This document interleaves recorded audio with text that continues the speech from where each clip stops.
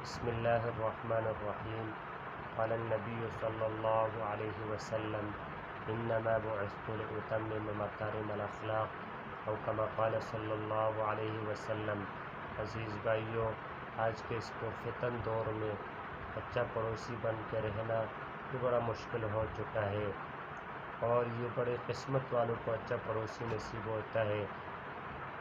آج تو لڑائیاں پڑوسی ہی کے ساتھ کی جاتی ہے، حالانکہ حضور صلی اللہ علیہ وسلم نے فرمایا کہ میرے پاس حضرت جبریل علیہ السلام پڑوسی کے بارے میں اس قدر آئے کہ مجھے شک ہوا کہ مرنے کے بعد پڑوسی کو وراثت میں شامل کر دیا جائے گا.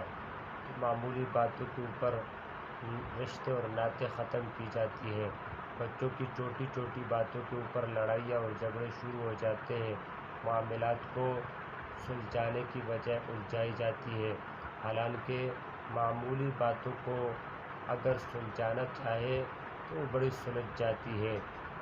دو بھائی آپس میں بڑے پیار و محبت کے ساتھ رہتے تھے اور ان کی بیویوں کا آپس میں نہیں بنتا تھا. ایک دن ایک بھائی نے دوسرے کو اپنے گھر میں بلایا اور اس کے سامنے کانا رکھا. جب کانا اس کے سامنے رکھا تو وہ بیوی نے اس کے غصے کا اظہار کیا کہ اس شخص کو میں اپنے گھر میں کانا دینا پسند نہیں کرتی ہوں، آپ نے اس کو کیوں لایا؟ جس پر وہ رنجیدہ ہوئے، غصے کا اظہار کیا. اس بھائی نے سلجھانے کے لیے اپنے اس بھائی کو کہا کہ دیکھو، ایک دن آپ بھی میرے گھر میں آئے تھے اور آپ نے میرے سامنے کانا رکھا، میں بھی آپ کے گھر میں آیا تھا، آپ نے میرے سامنے کانا رکھا. جب کانا آپ نے رکھا تو اتنے میں ایک مرغی آئی اور آپ کی مرغی نے پلیٹ میں پاؤں رکھا، جس کی وجہ سے وہ سالن گر گئی، وہ سالن خراب ہو گئی. گھر میں اور سالن نہیں تھا، لہٰذا میں نے اس دن کانا بھی نہیں کھایا. میں نے اس بات کو پر غصے کا اظہار نہیں کیا، بلکہ خاموشی اس پر اختیار کی اور میں نے معاملہ سلجھایا. لہٰذا آپ بھی اس پر ناراضگی کا اظہار نہ کریں. یہ بات اس کی سمجھ میں آئی اور وہ بات اس نے ذہن میں نہیں لی، تو بات جو ہے نا اس نے ختم کر دی.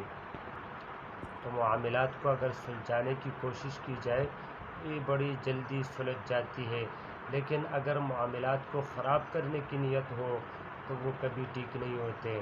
حضور صلی اللہ علیہ وسلم کی حدیث مبارکہ کے اندر آپ صلی اللہ علیہ وسلم نے فرمایا کہ مجھے مکارم اخلاق کی تکمیل کے لیے بھیجا گیا ہے. تو مکارم اخلاق کیا ہے کہ معاملات کو سلجھانے کی کوشش کی جائے اور چھوٹی چھوٹی باتوں پر رشتے اور ناطے ختم نہ کی جائے، بلکہ ان کو سلجھانے کی کوشش کی جائے اور ان کو دل کے اوپر نہ لی جائے، تاکہ یہ رشتے اور ناطے برقرار رہے اور آپس میں محبتیں قائم رہے، نفرتیں ختم ہو جائے.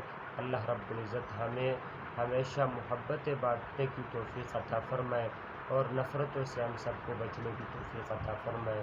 جزاکم اللہ خیر.